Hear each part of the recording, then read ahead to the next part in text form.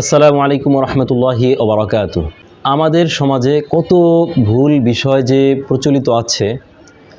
একটি কথা প্রচলিত আছে যে জুমাতুল বিদা নামক একটা কথা আছে, অর্থাৎ রমজানের শেষ জুমাটা হচ্ছে জুমাতুল বিদা, এই নামে অনেকে বলে থাকে। এবং জুমাতুল বিদার অনেক ফজিলত নাকি আছে।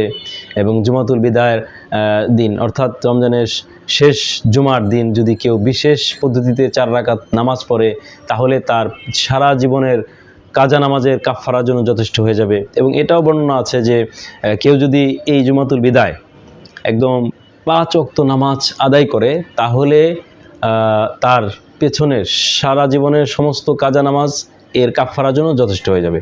নাউযু বিল্লাহি মিন যালিক। এটা একটা সম্পূর্ণ ভিত্তিহীন কথা। আল্লামা শাওকানি রহমতুল্লাহ আলাই আল ফাওয়াইদুল মাজমুআর ভিতরে উল্লেখ করেছেন যে হাযা মাওযুউন লা ইশকালা ফিহি, অর্থাৎ প্রশ্নাতীতভাবে এটি জাল বর্ণনা। এই যে জুমাতুল বিদার যে ফজিলত বর্ণনা করা হয়েছে, এটা উল্লেখ করে তিনি বলেছেন হাযা মাওযুউন লা ইশকালা ফিহি, এটা হচ্ছে প্রশ্নাতীতভাবে একটা ভিত্তিহীন বর্ণনা, জাল বর্ণনা। আসলে জুমাতুল বিদা বলতে শরীয়তে এরকম কোনো পরিভাষা নেই, এটা নব আবিষ্কৃত একটি পরিভাষা। এই জন্য দেখা যায় যে এই জাল বর্ণনার কারণে মানুষ এটাকে বিশ্বাস করে। এবং এই জুমাতুল বিদা অর্থাৎ রমজানের শেষ জুমার দিন দেখবেন প্রচুর মানুষ, সব মানুষ মসজিদে যায়, এবং পারলে এলাকার সবচেয়ে বড় মসজিদে যাবে। তো বিষয়টা হচ্ছে, এবং এই যে গুরুত্বপূর্ণ মনে করে যায়। আসলে জুমাতুল বিদা বলতে শরীয়তে কোনো ধরনের পরিভাষা নেই, এবং এর কোনো বিশেষ কোনো ফজিলতের কথা কোরআন হাদিস কোথাও নেই।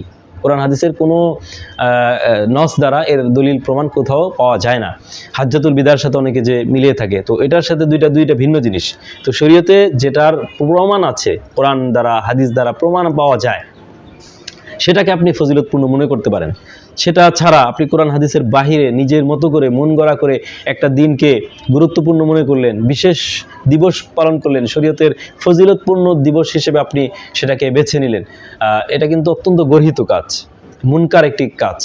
তো জুমাতুল বিদার আর এই জুমার আলাদা কোনো ফজিলত নেই। এমনিতে তো আসলে জুমার দিনের একটা ফজিলত আছে, এবং বিশেষ করে রমজানের যে জুমা, সেটার আলাদা বিশেষ ফজিলত, এতটুকু যথেষ্ট।